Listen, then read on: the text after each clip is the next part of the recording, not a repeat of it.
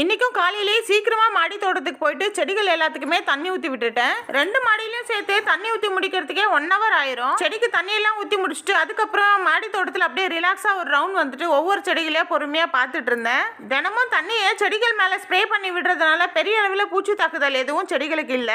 எப்பவும் போல இன்னைக்கும் மாடி தோட்டத்துல உள்ள எல்லா செடிகள்லயுமே பூக்கள் நிறைய பூத்து இருந்தது. அதுக்கப்புறம் மேல் மாடியில் இருக்கிற செடிகளுக்கும் தண்ணி ஊத்தி விட்டுட்டு பூக்கள் எல்லாத்தையுமே பறிக்க ஆரம்பிச்சிட்டேன். இன்னைக்கு தட்டு நிரம்பி வழிகிற அளவுக்கு நிறைய பூக்கள் பூத்திருந்தது. அதுக்கப்புறம் சாயந்தரம் ஒரு 4:30 மணிக்கு மேலதான் மாடி தோட்டத்துக்கு மற்ற வேலைகள்லாம் பார்க்கறதுக்கு வந்தேன். வந்ததுமே கொஞ்சம் மல்லி இருந்தது, அதை பறிச்சு எடுத்துக்கிட்டு அதுக்கப்புறம் காக்கட்டாலையும் கொஞ்சம் பூக்கள் இருந்தது, அதையும் பறிச்சு எடுத்துக்கிட்டேன். இங்க பூக்களை பறிச்சு எடுத்துக்கிட்டு அதுக்கப்புறம் மேல் மாடிக்கு போயிட்டேன். அங்க வச்சிருந்த 2 மிளகாய் செடியில நிறைய மிளகாய் இருந்தது. கொஞ்சம் நல்லா பெருசா இருந்த மிளகாய் எல்லாத்தையுமே பறிச்சு எடுத்துக்கிட்டேன். மல்பெரி செடியில நிறைய காய்கள் இருந்தது, அதுல ஒரு 3 மட்டும் நல்லா பழுத்து இருந்தது, அதையும் பறிச்சு எடுத்துக்கிட்டேன். அவ்வளவுதான், இன்னைக்கு என்னுடைய மாடி தோட்டத்து வேலைகள் நல்லபடியா முடிஞ்சது. பறிச்சு எல்லாத்தையும் எடுத்துட்டு கீழே கிளம்பி போயாச்சு.